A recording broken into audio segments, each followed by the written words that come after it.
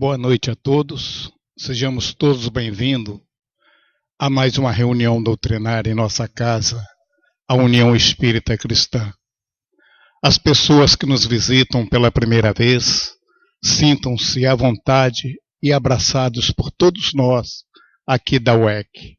E aos companheiros de sempre, é sempre uma alegria esse nosso reencontro semanal. Pedimos aos portadores de telefone celular que estejam retirando o som dos seus aparelhos. Para iniciarmos, vamos pedir à companheira Rita para que nos faça a nossa leitura preparatória. Boa noite. Do livro Vinha de Luz, psicografia de Chico Xavier, pelo Espírito de Emmanuel. No item 105, paz do mundo e paz do Cristo. A paz vos deixo, a minha paz vos dou. Não vou-la dou como o mundo a dá. Jesus. É indispensável não confundir a paz do mundo com a paz do Cristo. A calma do plano inferior pode não passar de estacionamento. A serenidade das esferas mais altas significa trabalho divino a caminho da luz imortal. O mundo consegue proporcionar muitos acordos e arranjos nesse terreno, mas somente o Senhor pode outorgar ao espírito a paz verdadeira. Nos círculos da carne, a paz das nações costuma representar o silêncio provisório das baionetas e dos abastados inconscientes, é a preguiça improdutiva e incapaz. A dos que se revoltam no quadro de lutas necessárias é a manifestação do desespero doentio. A dos ociosos sistemáticos é a fuga ao trabalho. A dos arbitrários é a satisfação dos próprios caprichos. A dos vaidosos é o aplauso da ignorância. A dos vingativos é a destruição dos adversários. A dos maus é a vitória da crueldade. A dos negociantes sagazes é a exploração inferior. A dos que se agarram às sensações de baixo teor é a viciação dos sentidos. A dos comilões é o repouso opulento do estômago. A fome espiritual no coração. Há muitos ímpios, caluniadores, criminosos e indiferentes que desfrutam a paz do mundo. Sentem-se triunfantes, venturosos e dominadores no século. A ignorância endinheirada, a vaidade bem vestida e a preguiça inteligente sempre dirão que seguem muito bem. Não te esqueça, contudo, de que a paz do mundo pode ser, muitas vezes, o sono enfermiço da alma. Busca, desse modo, aquela paz do Senhor, paz que excede o entendimento por nascida e cultivada. Portas adentro do espírito, no campo da consciência e no santuário do coração.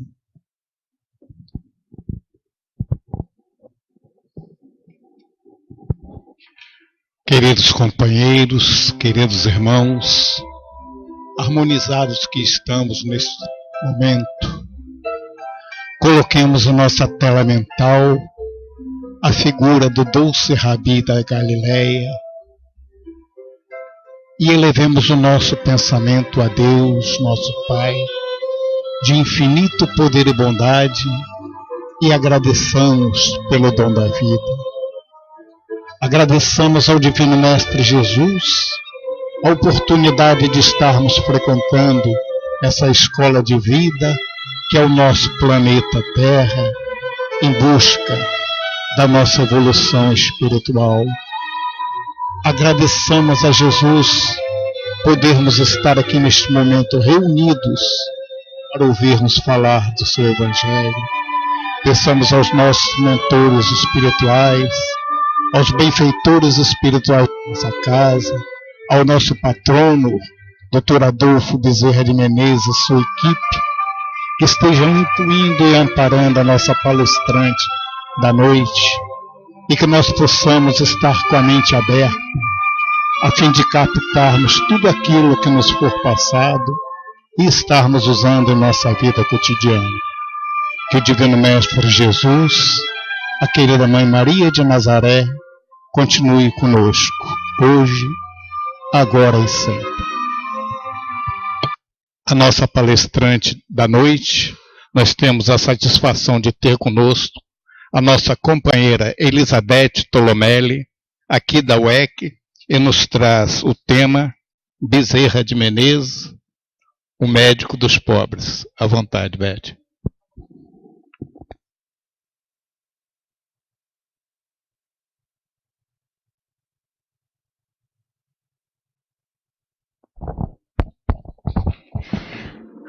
Boa noite a todos os companheiros, amigos, irmãos, que neste momento tenho certeza estão vibrando para que nós possamos trazer a história desse espírito tão evoluído, tão iluminado, Dr. Bezerra de Menezes.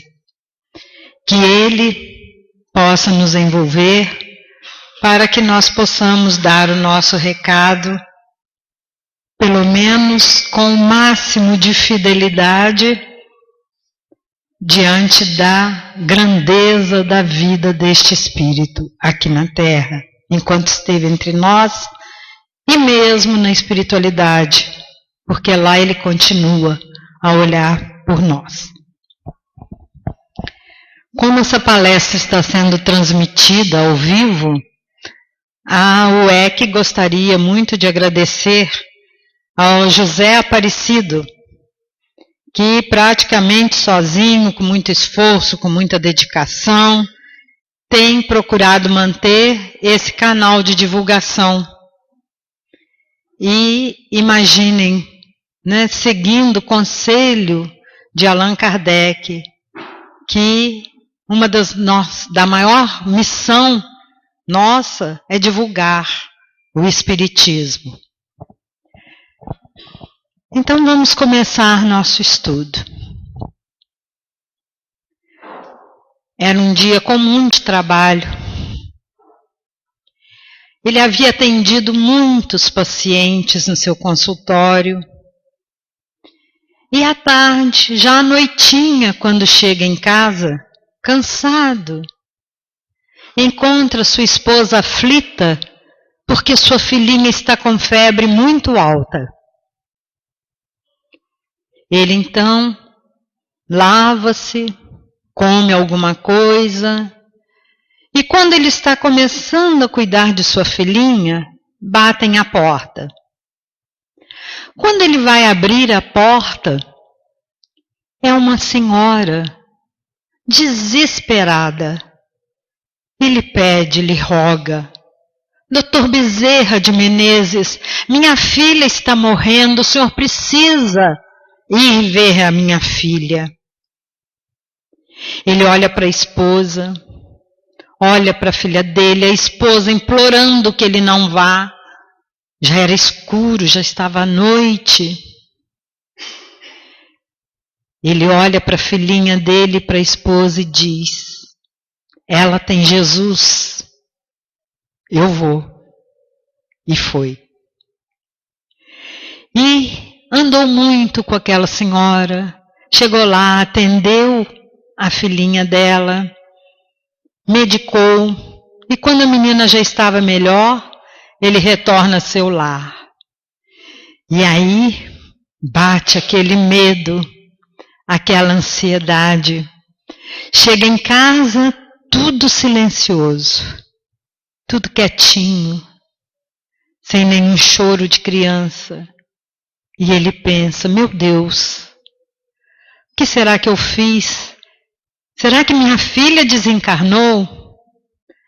E quando ele entra, encontra a filhinha dormindo tranquila, sem febre, lá no seu bercinho, e a sua esposa também adormecida. dobra os seus joelhos e agradece a Deus. Essa fé, a fé deste homem, é que nós precisamos começar a cultivar dentro de nós.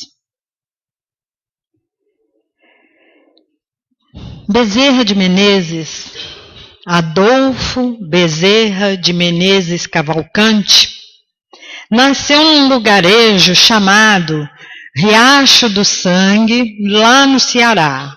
Hoje é uma cidadezinha chamada Jaguaretama. Então aqui nós temos com a setinha mostrando bem o interior do Ceará. E ali então, ele, nascido a 29 de agosto, portanto hoje é aniversário do seu renascimento, de 1831, foi criado ali por uma família católica, religiosa, que tinham algum recurso, mas que depois foram, por dificuldades, por muita bondade também, foram perdendo os seus bens. E quando ele já estava, então, adulto, ele resolveu estudar fora. Ele pegou um navio lá em Fortaleza, porque era o meio de transporte na época, e veio para o Rio de Janeiro. Chegou no Rio de Janeiro e ingressou na Faculdade de Medicina. E com muita dificuldade, ele conseguia se manter. Ele dava aulas particulares para poder ter um dinheirinho para poder pagar o aluguel. E comer, se sobrava, ele comia alguma coisa, forrava um pouquinho o seu estômago. Até que um dia já estava com o aluguel atrasado. E então, ele muito preocupado, ele pensou, eu vou ser despejado. Quando batem a porta. E um rapaz então lhe pede aulas de matemática. Ele não gostava de matemática, ele não sabia matemática. Mas ele precisava tanto trabalhar que ele falou que aceitava. E o rapaz falou, então eu vou lhe pagar antecipadamente, porque senão eu posso gastar o meu dinheiro. Ele pagou as aulas e ele foi para a biblioteca pública e começou a estudar matemática. Estudou. O rapaz nunca apareceu para as aulas, mas ele aprendeu matemática. E ficou feliz de pelo menos ter conseguido pagar o seu aluguel. E assim era a vida de Bezerra de Menezes. Em 1857, ele então passou a redigir os anais, tipo um histórico anual da Faculdade de Medicina, para poder ganhar mais um trocadinho. Tudo aquilo que ele podia fazer de bico para poder se manter, pagar os seus estudos e a sua alimentação e moradia, ele fazia. Em 1857 ele ingressa então no Exército, faz um concurso e entra para o Exército como médico, tenente, cirurgião. E aí, como militar, ele vai ter o soldo mensal e a sua vida começa a estabilizar. Monta um pequeno consultório também com um amigo, mas como não sabia cobrar, também não deu muito certo aquele consultório, porque ele, além de atender o paciente, ele olhava o paciente como um ser humano, ele via o lado social também, e ele então, muitas das vezes, ele dava o dinheiro para o remédio e para os alimentos ao invés de receber a consulta. Era assim a vida de Dr. Bezerra de Menezes. Quando saía do consultório, então, olhava nos seus bolsos e via que não tinha nenhum tostão, aí ele dizia, feliz da vida, né? Oh, esta, que era a consciência, exultava, banhada num oceano de eflúvios tão leves, tão límpidos, como deve ser o ar que respiram os habitantes dos mundos celestiais. Ele ficava feliz por não ter um tostão no bolso e ter ajudado tanta gente. E dizia, isso aqui é bem forte, se tiver algum médico aqui, tá? Não são minhas as palavras, são do Dr. Bezerra de Menezes. O médico verdadeiro é isto. Não tem o direito de acabar a refeição, escolher a hora, de inquirir se é longe ou perto. O que não acode por estar com visitas, por ter trabalhado muito e achar-se fatigado, ou por ser alta a hora da noite, mau o caminho ou o tempo, ficar longe ou no morro, o que sobretudo pede um carro a quem não tem com que pagar a receita, ou diz a quem lhe chora a porta que procure outro, esse não é médico. É negociante da medicina, que trabalha para recolher capital e juros dos gastos da formatura. Esse é um desgraçado que manda para outro o anjo da caridade que lhe veio fazer uma visita e lhe trazia uma espórtula, uma gorjeta, uma esmola, que podia saciar a sede de riqueza do seu espírito, a única que jamais se perderá nos vai-vens da vida. Então era assim que ele pensava. Ora, gente, quem era esse espírito então? O anjo Ismael, nas palavras de Humberto de Campos, diz que foi feita uma reunião na espiritualidade e que, então, o espírito que reencarnaria como Bezerra de Menezes foi orientado na espiritualidade, que ele viria para o Brasil, antes que o espiritismo surgisse na Europa. E que ele seria então aquele que traria para a terra do Cruzeiro, para as terras da América do Sul, a confirmação dessa doutrina, implantando aqui a união e a unificação dos espíritas. E foi assim que em 1831 ele renasce no Ceará. E sendo de uma família católica, ele vai se preparando dentro da religião, até que com todos esses atropelos dos seus estudos, e logo depois a faina, diária no seu trabalho como médico, como militar e outras funções, nossa, ele exerceu muitas funções, ele então se afastou um pouquinho dos compromissos religiosos, mas a religião dele estava muito na prática, dentro do seu próprio coração. Em 1858 ele casa-se com Maria Cândida de Lacerda e teve 2 filhos. Em 1860 ele foi eleito deputado e deixa a carreira militar. Olhem o exemplo deste homem para todos nós.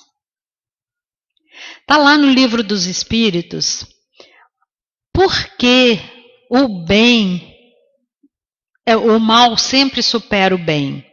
E os Espíritos respondem que é porque o bem é muito tímido. Por isso ele, aquele homem puro, aquele homem bom, ele sentiu que era através da política que ele poderia ajudar muito mais aquele povo sofredor, humilde, pobre. E arregaçou as mangas, deixou o exército, entrou para a política, chegou a ser presidente da Câmara, dos Deputados no Rio de Janeiro, e desenvolveu as suas atividades ali, mesmo entendendo que a política que nós conhecemos e que nós participamos dela, não é a verdadeira política, porque a filosofia da verdadeira política é muito bonita, não é? É administrar um povo e não pensar em si. E precisava um espírito assim dentro da política, de tal desprendimento. Em 1863, ele perde a esposa querida. E com 2 crianças pequenas, em 65, ele casa-se novamente com a irmã dela, Cândida Augusta de Lacerda Machado, e teve mais 5 filhos, e foi com ela que ele viveu até a sua desencarnação em 11 de abril de 1900. Homeopatia. Por que vamos falar da homeopatia? Desde 1818, José Bonifácio já se tratava pela homeopatia. Não era bem visto por causa disso, mas ele sentia os benefícios da homeopatia. E começou, então, a preparar o terreno para que a homeopatia chegasse ao nosso país. Então, em 1840, vem para o Brasil Bento Muir, que vem da França. Era um homeopata médium. Era clarividente. E vem João Vicente Martins de Portugal, homeopata e médium. E esses 2 começaram, então, a desenvolver o tratamento homeopático no nosso país. E junto com a homeopatia, eles trouxeram as Irmãs de Caridade e os vicentinos. Hahnemann, o criador da homeopatia, ele aplicava passes. Então, o passe não é uma invenção do espiritismo. Hahnemann já aplicava. E era assim que os 2 trabalhavam aqui. Bento Muir voltou para a Europa. João Vicente Martins continuou no Brasil. E mesmo depois de desencarnados, eram eles, então, que traziam receitas através da mediunidade, traziam receitas homeopáticas. E Bezerra de Menezes se tratou assim com a homeopatia, porque ele sofria de uma doença chamada anasarca, que é tipo um reumatismo, né? As pernas vão inchando muito. Então, Canuto Abreu, que é um dos biógrafos de Bezerra de Menezes, ele diz: tudo quanto é raiz, tudo quanto é tronco, tudo quanto é galho na frondosa árvore homeopática brasileira, tudo se deve aos 2 pioneiros. Outros gozaram as flores, os frutos, o perfume. Outros plantaram em campos novos as sementes colhidas. E por que a gente fala da homeopatia? Porque Dr. Bezerra de Menezes, além de se tratar pela homeopatia, ele também cuidava dos seus pacientes com remédios homeopáticos. Em 1873, forma-se então um grupo espírita com o nome de Confúcios. E nesse grupo espírita, então, inicia-se o tratamento homeopático gratuito.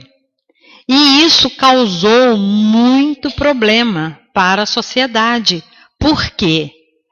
Porque era um ramo novo que estava desviando muitos pacientes da medicina tradicional e trazendo muitos resultados. Então, tudo aquilo que é muito novo gera problema. O lema, a divisa desse grupo Confúcios era: sem caridade não há salvação. Sem caridade não há verdadeiro espírita. Esse grupo não durou muito tempo, mas deixou serviços inestimáveis, porque foi esse grupo que trouxe a primeira tradução das obras de Kardec para o Brasil. Foi aí a primeira assistência gratuita homeopática e a primeira revelação do nome do Guia do Espiritismo no Brasil, Ismael.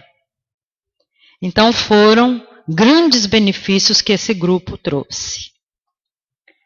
E depois que Bezerra de Menezes perdeu a primeira esposa, ele ficou muito desesperado e voltou então a estudar a Bíblia. Olha como a espiritualidade trabalha e prepara tudo direitinho. Nos prepara para as nossas missões. Porque todos nós aqui temos uma missão. E foi assim, então, que Bezerra foi novamente recordar os ensinos bíblicos que ele havia aprendido na infância. E retomar a sua ligação com Deus. Isso já era um preparo para quando ele conhecesse o Espiritismo, ele já trazia uma bagagem de religiosidade bem grande, já trazia aqueles ensinamentos enraizados no seu espírito. Em 1875, então, Dr. Joaquim Carlos Travassos, sob o pseudônimo de Fortúnio, traduz para o português e doa um exemplar do Livro dos Espíritos para Bezerra de Menezes. Sempre conversava com ele sobre espiritismo e ele sempre assim, relutante, eu não vou confundir as coisas. Agora eu voltei para o catolicismo, eu voltei para as minhas raízes, né? Eu voltei para a minha religião de origem. Não é muito bom que eu misture as coisas, mas também não era contra. Ele não conhecia direito. E quando ele recebeu o Livro dos Espíritos, ele estava voltando para casa. E aí ele diz, ora, não irei com certeza para o inferno só por ler isto. E ele lia, no bonde mesmo. Mas não encontrava nada que fosse novo para o meu espírito, diz Bezerra. Entretanto, tudo aquilo era novo para mim. Eu já tinha lido ou ouvido tudo o que se achava no Livro dos Espíritos. Preocupei-me seriamente com este fato maravilhoso e a mim mesmo dizia, parece que eu era espírita inconsciente, ou como se diz vulgarmente, de nascença. Com quantos de nós aconteceu isso também, né? Quando vamos lendo o Livro dos Espíritos, parece que a gente já havia lido aquilo ou estado em contato com aqueles ensinamentos em alguma época das nossas vidas, né, ou das nossas existências. Então ele começou a observar os obsidiados com mais carinho e atenção. Lá no seu consultório, ele sempre, quando assentava um paciente na sua frente, ele olhava, como já falei aqui no início, aquele paciente como um ser integral. Ele não conseguia olhar apenas um paciente com um problema físico. Ele ia mais além. E por isso mesmo, ele começou a observar os obsidiados e a pensar, será que todos esses que passam por mim são loucos? Porque na época, qualquer desvio comportamental era considerado loucura. A loucura, então, foi uma das especialidades patológicas que mais mereceram posteriormente os seus estudos. E nós vamos saber por quê. Nesse livro, A Loucura sob Novo Prisma, ele nos relata, é o livro que ele escreveu, ele nos relata que seu filho estudava medicina. Era um rapaz inteligente e estava estudando medicina e começou a apresentar um comportamento muito diferente, um comportamento patológico. Ora, ele estava calmo, tranquilo, falava da medicina com propriedade. Ora, ele parecia um louco. E Dr. Bezerra de Menezes, com os conhecimentos no meio médico, procurou todo tipo de tratamento para o seu filho. E sempre envolvido também com as lições do Espiritismo que ele ouvia, embora ele ainda não houvesse se declarado espírita, ele um dia comentando com um amigo, o amigo falou: eu vou levar o nome do seu filho para uma reunião mediúnica. Vamos ouvir da espiritualidade alguma coisa sobre o problema do seu filho.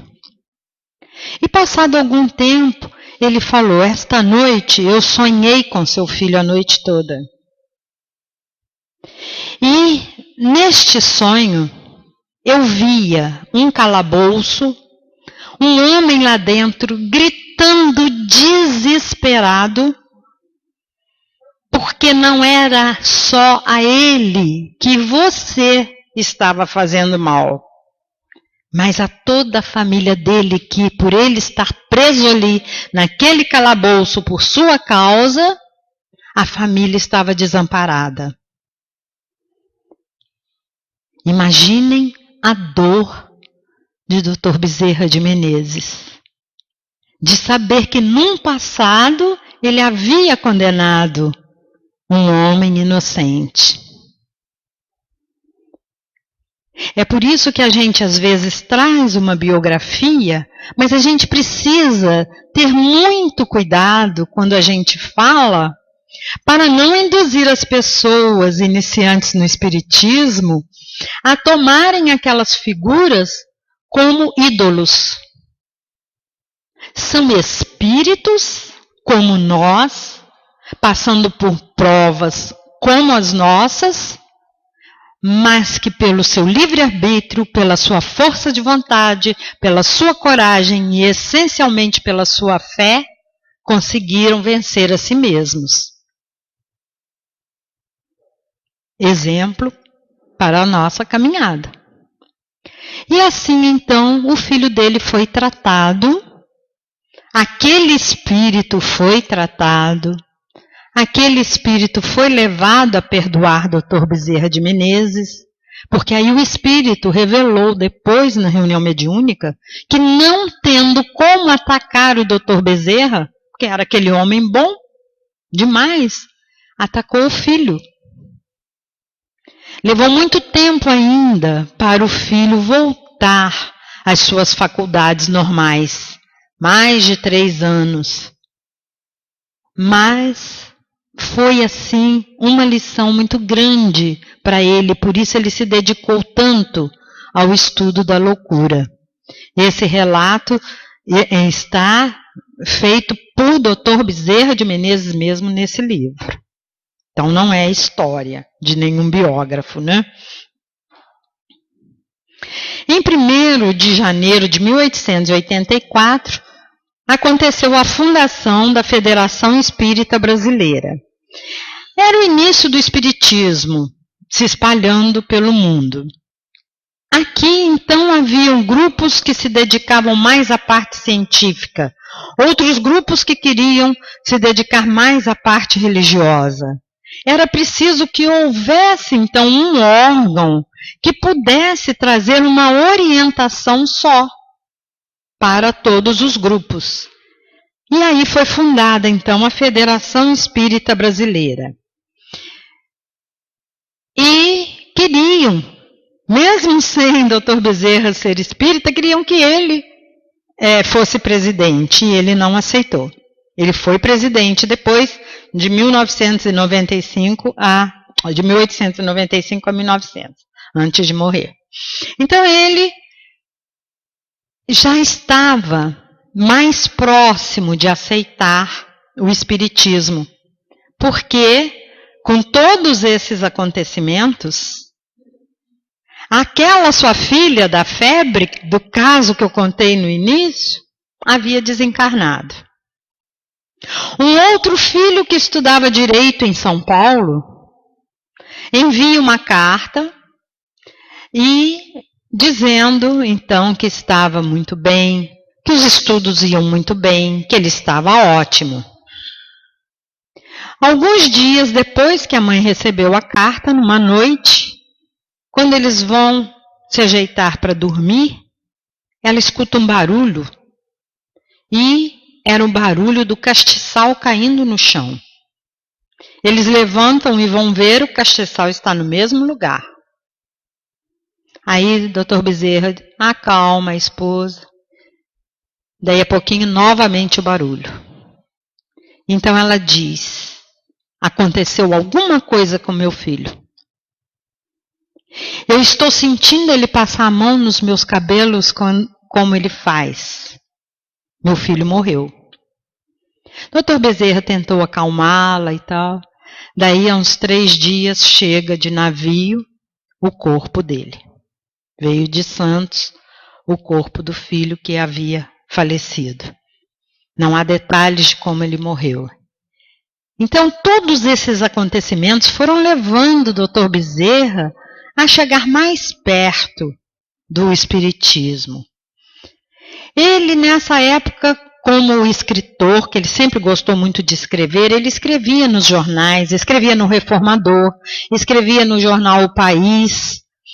Ele era um grande orador, era historiador e acabou se tornando, em 1886, a maior opinião do kardecismo no Brasil.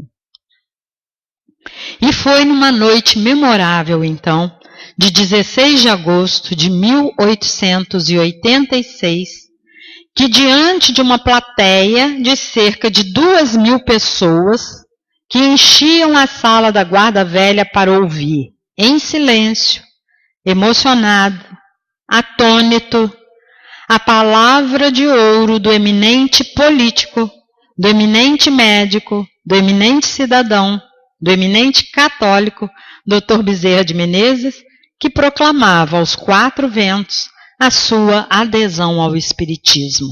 E ainda aconselhava a todos nós que a gente não fosse muito afoito ao se declarar espírita.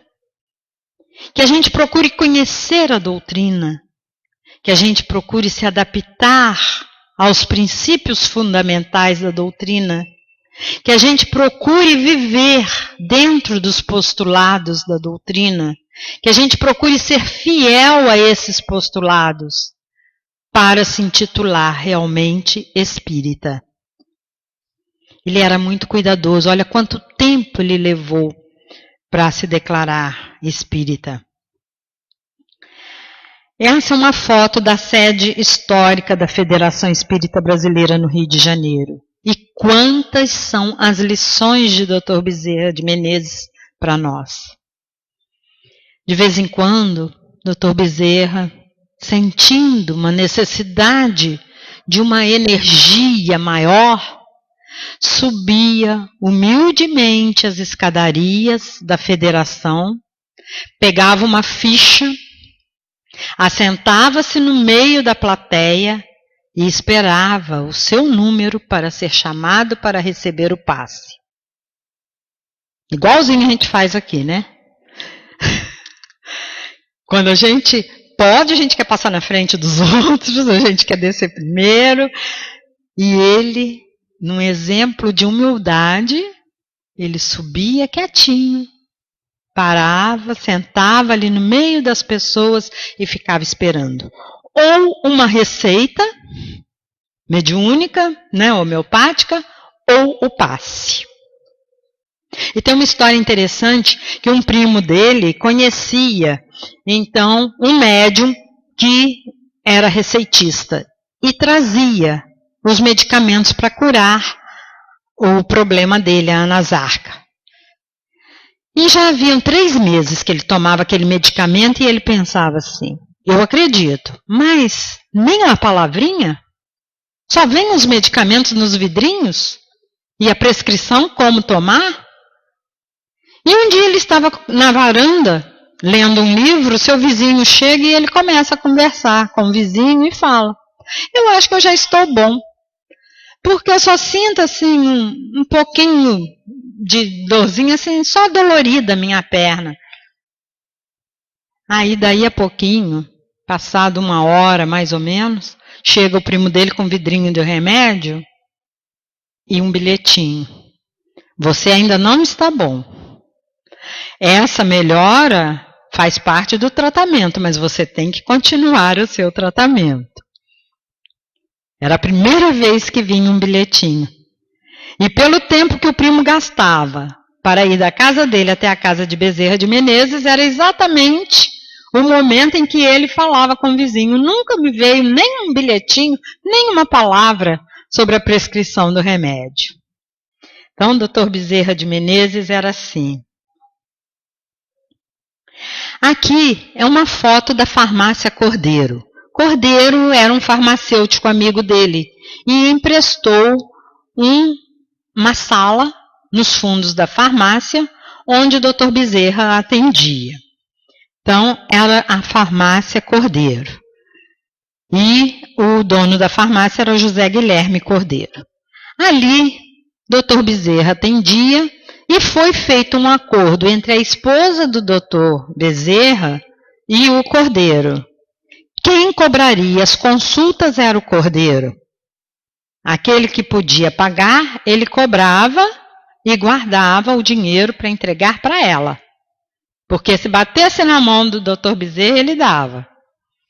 Então, foi assim que Dr. Bezerra trabalhou ali até os seus últimos dias. Porque ele não via apenas, como eu já falei, uma criatura enferma, ele ia além. Analisava o tipo social, adivinhava-lhe as amarguras do espírito, as necessidades e provações provocadas por 1000 circunstâncias. Perquiria-lhe o fundo dos sentidos, auscultava-lhe as dores morais. E foi assim, então, que muitas vezes ele ia lá e falava com o Cordeiro. Cordeiro, deixa eu ver quanto tem aí no envelope, quanto rendeu, e pegava o dinheiro e dava para o paciente comprar alimento, comprar remédio. Uma tarde, ele encontra com um amigo desesperado. E o amigo, então, lhe abraça. Doutor Bezerra, o senhor tem que me socorrer. E ele diz, mas o que aconteceu? Ele falou, perdi minha esposa. Tenho lá os meus filhos em casa, não tenho um tostão. Preciso fazer o enterro dela. Ele enfiou a mão no bolso, tirou a carteira, nem olhou quanto tinha, entregou a carteira. O amigo não queria receber, ele entregou a si mesmo, procurou no colete, tirou mais algumas moedas, deu para o amigo e o amigo foi embora, feliz, agradecido. E ele vai para casa. Quando chegou no bonde, que deu dinheiro para pagar o bonde? Ele teve que descer, ir na casa de um conhecido, pegar dinheiro emprestado para poder pagar o bonde para chegar em casa, né? Toma, meu velho, leva isto, é tudo que eu tenho no momento. Espera ainda, tem mais. E pegou lá no colete as moedinhas que lhe restavam, né? Uma outra vez ele estava descendo a escadaria da federação e encontra um homem também desesperado. Esse homem olha para ele, o senhor é o doutor Bezerra? Ele falou, sou. Doutor Bezerra, eu estou desesperado, sem emprego, minha família passando fome. Eu vim aqui ver se o senhor pode me ajudar. Bezerra vasculha todos os bolsos e não tem um centavo. Aquilo lhe dói tanto no coração que ele olha com aqueles olhos verdes tão profundos, olha para o homem e diz assim, meu filho, você tem fé em Nossa Senhora, mãe do Divino Mestre, nossa querida mãe? Tenho e muita, doutor Bezerra. Pois então, em seu santíssimo nome, receba este abraço. E abraçou o homem com toda a vibração de amor que ele tinha para dar e disse, vá para casa, abrace assim a sua família, ore para Nossa Senhora. E amanhã as coisas estarão melhores. Passada uma semana, tá ele novamente descendo a escadaria da federação e está o homem lá embaixo, sorrindo. Vim agradecer-lhe, Dr. Bezerra, agradecer o abraço que o senhor me deu. Eu cheguei em casa e fiz direitinho como o senhor falou, e parece que a nossa fome foi saciada. Nós todos dormimos tão bem aquela noite. Nossa Senhora nos alimentou. E no dia seguinte, sem querer, eu bati numa porta, e o homem abriu e me deu emprego. Estou trabalhando e já estou alimentando a minha família. Olha a força do amor, né? A força do amor no abraço. De uma outra feita também ele encontra com um senhor desesperado porque um dos filhos havia falecido e ele não tinha como fazer o enterro e vai lá no consultório. E ele revira os papéis e ele procura nas gavetas, nos bolsos, não achava um centavo para dar e ajudar aquele companheiro. Até que nessa mexida e mexe numa caneta, numa coisa assim, brilha a pedra do seu anel de formatura. Ele bate o olho no anel enquanto o homem está chorando e ele pensa, verde, a cor simbólica da medicina. Quanto sacrifício para eu conseguir este anel, mas é o verde da esperança. E sem demora tirou o anel e deu para o homem, venda e enterre o seu filho. Quem nos conta essa história é Ramiro Gama. Verde, esperança. E ao brilho da pedra seguiu-se o brilho do contentamento do médico. Viu dentro dele em um instante todo o seu longo e porfiado esforço para alcançar o direito de usar aquele emblema. Quanta luta, quanta canseira. E sentiu a satisfação de o poder empregar na ação mais humanitária que Deus lhe proporcionara na vida.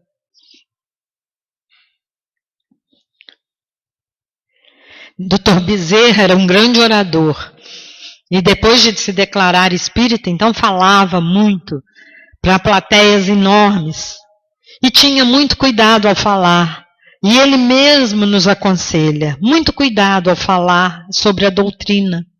Para que todas as pessoas, até mesmo as menos esclarecidas, pudessem compreender as mensagens. De que adiantavam palavras difíceis, palavras médicas, palavras científicas, se não atingiam o coração daqueles que iam ali buscar alento, consolo, esclarecimento. Então ele tinha muito cuidado ao falar. Jesus Cristo pregou há 2000 anos, pregava para os humildes. Não houve quem não lhe entendesse as parábolas.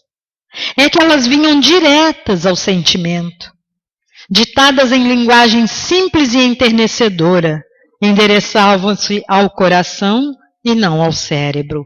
Por isso, até Dom Pedro chegou a assistir palestra espírita, não de Bezerra, mas chegou aí a assistir palestra espírita também, Dom Pedro II, né?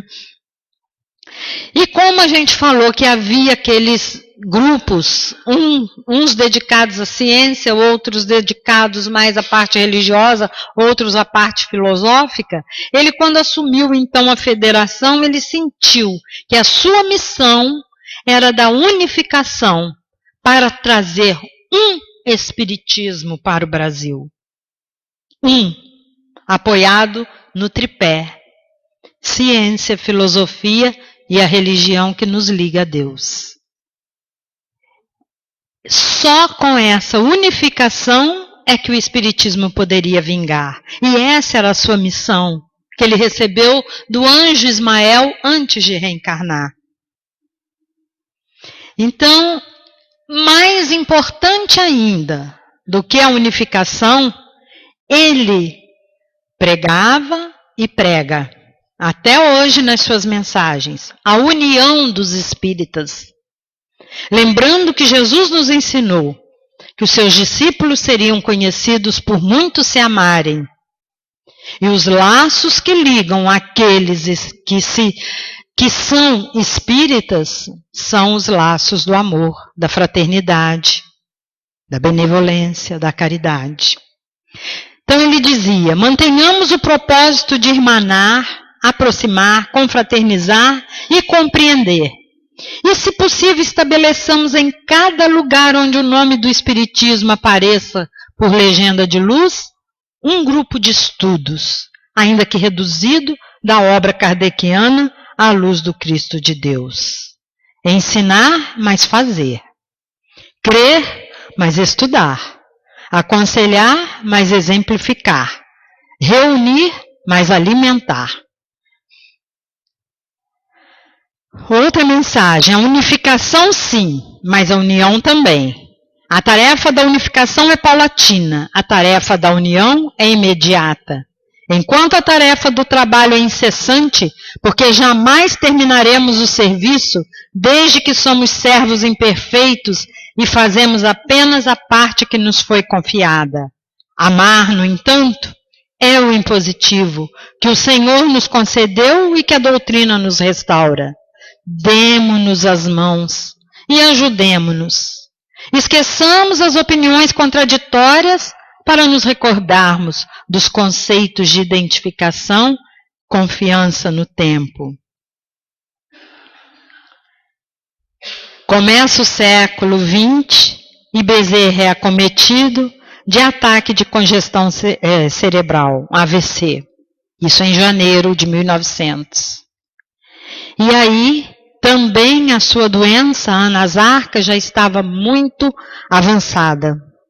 E Bezerra, então, se vê impedido de falar, por causa da sequela do AVC, e de andar. E ali naquele quarto humilde, a cama e uma cadeira.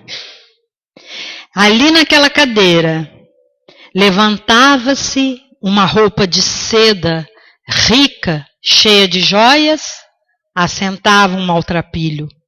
Era assim o dia inteiro, as visitas que ele recebia.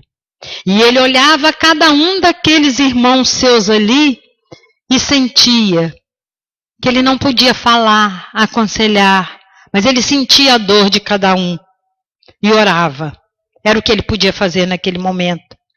E enviava a sua vibração de amor, o seu passe, né, para aquele irmão que assentava ali. Não importava se a roupa era chique, de seda, ou se era um trapo. E aqueles que podiam, deixavam debaixo do seu travesseiro um dinheiro. Porque ele ia ao consultório, não sobrava um tostão para alimentar a família. Dura 3 meses o seu padecimento. Perde a fala e os movimentos. Só o olhar falava por ele. Na cadeira havia sempre uma visita. E ele sofria ao pensar que na sua frente estava alguém necessitando de um conselho seu. E em 11 de abril de 1900, Bezerra desencarna. E aí Quintino Bocaiúva começa a organizar, junto com outros políticos, organizar concertos mensais para angariar dinheiro para sustentar a família de Dr. Bezerra de Menezes, naqueles primeiros tempos em que eles passaram tanta dificuldade por causa da doença e da desencarnação dele. E quando completou 50 anos da sua desencarnação, houve então uma grande festa no céu, né? Até Chico foi convidado. E porque durante o sono, vocês sabem, né? Quem dorme é o nosso corpo. E o nosso espírito se desprende e viaja. Então Chico foi convidado para ir a essa festa na espiritualidade. E aí surge o espírito de Celina, um espírito de luz. E nessa reunião, então, ele foi convidado, porque era a comemoração de mais um aniversário de desencarnação. E lá, então, ele foi convidado por Celina, que trazia uma mensagem de espíritos superiores, para que ele fosse habitar em esferas mais altas, não mais essa esfera pesada aqui da Terra. Mas ele recusa e pede que quer ficar conosco. Celina volta lá. Celina, então, fala com os superiores e aí retorna e diz para ele que ele, então, pode ficar na Terra o tempo que ele quiser. Bezerra de Menezes viveu como verdadeiro apóstolo do Cristo. Amou, dedicou, trabalhou e perdoou. Considerava-se, como na parábola dos trabalhadores da vinha, um trabalhador da última hora. Aquele trabalhador que, vocês se lembram da parábola, né? Que o Senhor saiu a convidar servos para trabalhar na sua vinha. E vieram os da primeira hora. Depois, na hora do almoço, ele mandou chamar outros que estavam à toa na praça. E no fim da tarde, outros que também estavam sem serviço. E no final, quando ele foi pagar, ele pagou igual para todos. E alguns reclamaram: por que nós que começamos a trabalhar cedo, vamos receber o mesmo que aquele trabalhador que pegou o trabalho no final? E o Senhor lhes diz: porque você é mau, eu também devo ser mau? E aí Jesus então nos ensina que os primeiros serão os últimos e os últimos serão os primeiros. E ele se considerava assim, porque os 5 anos finais da sua vida, quando ele já estava bem preparado para trazer um trabalho de qualidade, foi o período que ele mais trabalhou para os pobres, por isso o nome de médico dos pobres, o apelido, né, que ele recebeu de médico dos pobres. Então ele se considerava um trabalhador da última hora, já preparado. Transformava as gotas da homeopatia em bálsamo para as dores do corpo e da alma, a exemplo de Jesus. Olhava o semelhante com os olhos do coração. Via a dor moral de cada um, a exemplo de Jesus, como Zaqueu. Lutou pela moral e pela justiça na política, reconhecendo as autoridades legais, como Jesus, quando disse que não viera destruir a lei, e sim dar-lhes cumprimento. Não amontoou riquezas que as traças e a ferrugem corroem, morreu pobre de bens materiais. No seu leito de dor, como Jesus na cruz, orava a Deus o amparo para aqueles que o visitavam. Foi incansável no trabalho de unificação, lembrando o Mestre: haverá um só rebanho para um só pastor.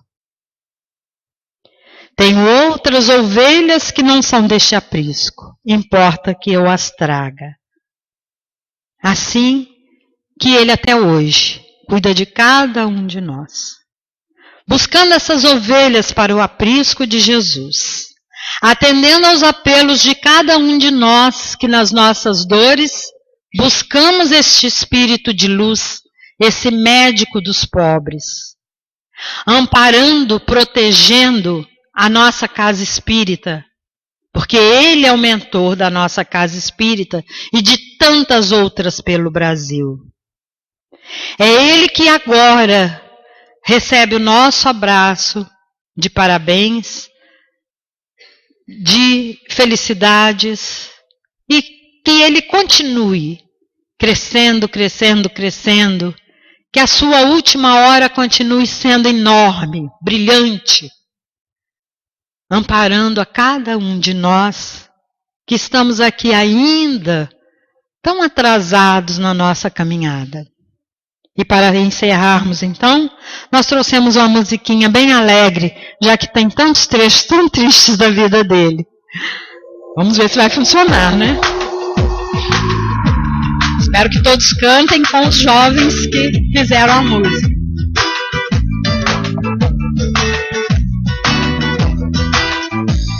De vez em quando estrelas caem lá do céu, iluminando a terra que parece ao valeu, contagiando a todos pela devoção e pelo amor que estendem a cada irmão.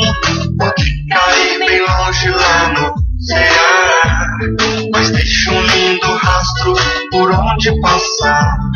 Se abraça uma causa como esta vez, é pra servir, tentar nos unir de vez.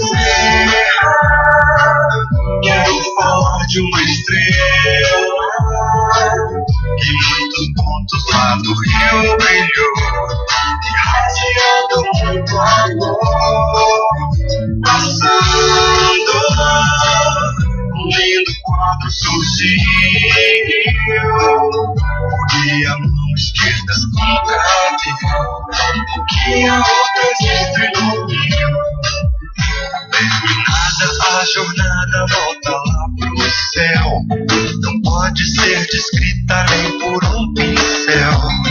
Em vez de acender a maior amplidão, prefere aqui servir grande multidão.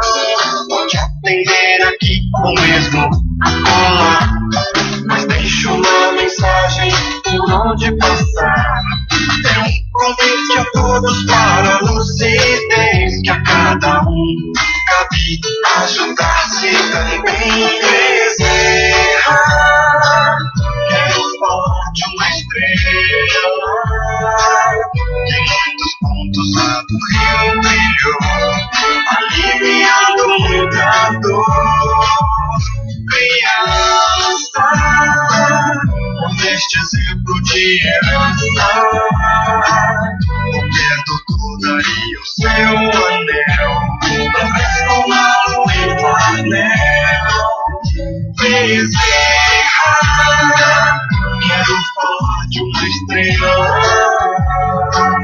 que em muitos pontos lá do Rio brilhou, aliviando muita dor. Criança, este exemplo de herança, qualquer doutor daria o seu anel pra transformá-lo em flanel. Bezerra, doutor Bezerra.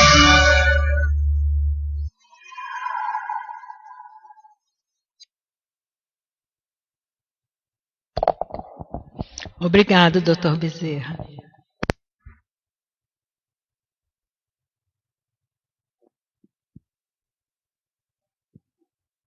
O nosso sincero agradecimento à nossa companheira Beth pelo estudo da noite e por tão bela palestra para nós. Vou pedir à companheira Rita para fazer a nossa leitura preparatória. A prece final.